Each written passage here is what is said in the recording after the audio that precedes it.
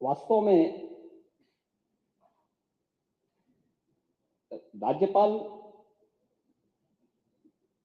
महोदय ने जो यहां पर अपना अभिभाषण दिया था, दो कारण से, संवैधानिक प्रमुख होने के नाते और एक मातृशक्ति की प्रतीक होने के नाते इतना सम्मान तो होना ही चाहिए था। हम बड़े बड़े दावे करते हैं, लेकिन सदन में राज्यपाल महोदय आ रही हैं सदन को संबोधित करने के लिए, आपको तो मौका मिलना ही है। आप अपनी बात को, सहमति और असहमति के लिए सदन है, लेकिन हम विरोध करें, गो बैक के नारे लगाएं, अशिष्ट और असंसदीय आचरण करें, यह सदन की गरिमा को तार तार करता है। दूसरा, मातृशक्ति की प्रतीक एक महिला राज्यपाल के द्वारा सदन को संबोधित किया जा रहा हो, हमारे लिए तो गौरव की बात होनी चाहिए, हर्ष की बात होनी चाहिए। उस समय नारे लगा करके पूरे सदन की कार्रवाई को बाधित करने का प्रयास हो। देश के अंदर किस प्रकार का संदेश हम देना चाहते हैं, किस प्रकार का संसदीय आचरण है, किस लोकतंत्र की आप बात कर रहे हैं, फिर किन संसदीय परंपराओं की बात कर रहे हैं, वह दृश्य भी हम सब ने देखा। जो एक महिला राज्यपाल, उत्तर प्रदेश की सर्वोच्च संवैधानिक प्रमुख का सम्मान नहीं कर सकते, मान्यवर उनसे ये उम्मीद करना कि वो प्रदेश की आधी आबादी का सम्मान करेंगे, ये तो उनके शासनकाल के समय हुआ ही था, जब स्टेट गेस्ट हाउस की घटना घटित हुई थी।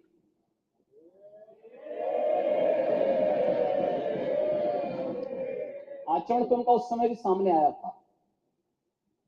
लड़के हैं, गलती कर देते हैं, ऐसे भी बयान आए थे।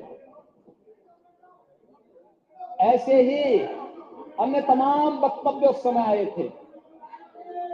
महोदय, वे लोग लोकतंत्र की बात करें, मुझे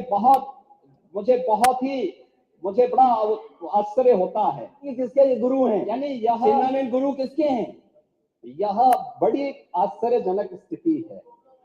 और महोदय, मुझे देख करके बड़ा आश्चर्य हुआ, ये लोग प्रदेश के अंदर सुरक्षा की बात करते हैं।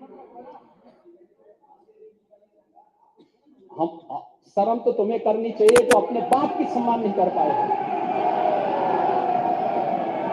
कम से कम इस बात को शर्म करनी चाहिए।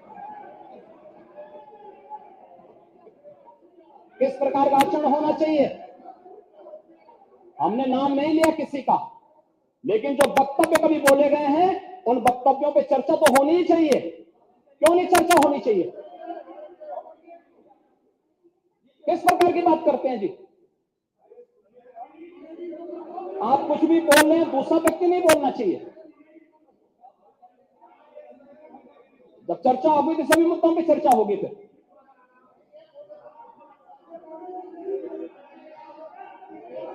महोदय,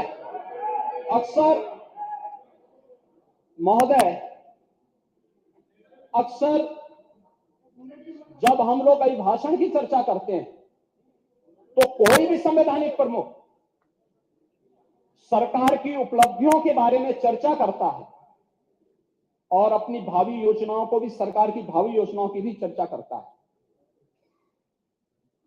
ये केवल उत्तर प्रदेश के अंदर नहीं हो रहा है, पूरे देश के अंदर हो रहा है, पूरे देश के अंदर होता है। ये संसदीय परंपराएं यही हैं। और यही नहीं होता है, संसद के संवैध सदन को जब महामहिम राष्ट्रपति जी संबोधित करती हैं, तो वह भी